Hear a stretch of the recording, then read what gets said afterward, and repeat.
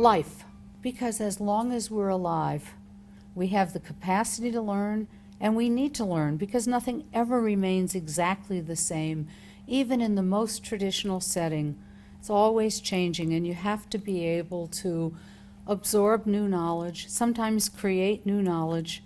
That's life, as long as we're alive. I think that we're not alive unless we're learning. It's very important to me personally the longer I live. I mean, I'm learning constantly. And also, I started an initiative at Harvard, which is an innovation in higher education, nothing like this any place else, although Stanford is now doing something sort of similar. We want everybody to adopt this someday. It's a new stage of higher education for people who are transitioning from their income-earning years to their next years of service.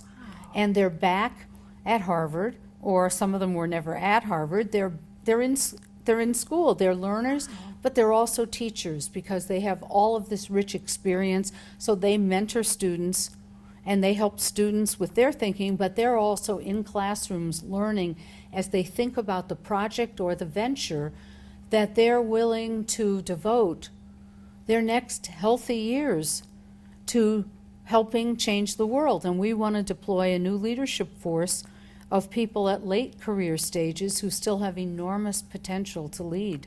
That's fantastic. People don't stop at retirement anymore. People keep going, right? And whole new life. Exactly. We never use the R word in our Harvard program. Because, thank you. Because we say transitioning because people have different patterns. Some people aren't making an abrupt change. They're continuing their profession. I mean, in our program at Harvard, called Harvard Advanced Leadership Initiative, in that program, we have lawyers, doctors, CEOs, financiers, people who've headed nonprofits. We have people from the military.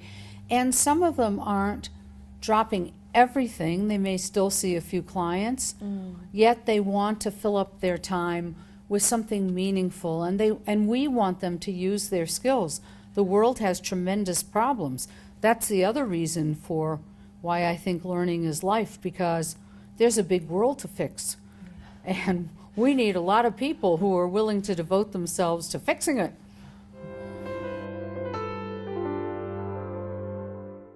So in writing Move, I certainly learned an incredible amount about transportation systems all over the world, and I learned a lot about things that I vaguely knew about as a consumer but never really had to become an expert in. So now I've become an expert in, so that's an advanced leadership thing, to take on something that you haven't really done before and master it and write a book.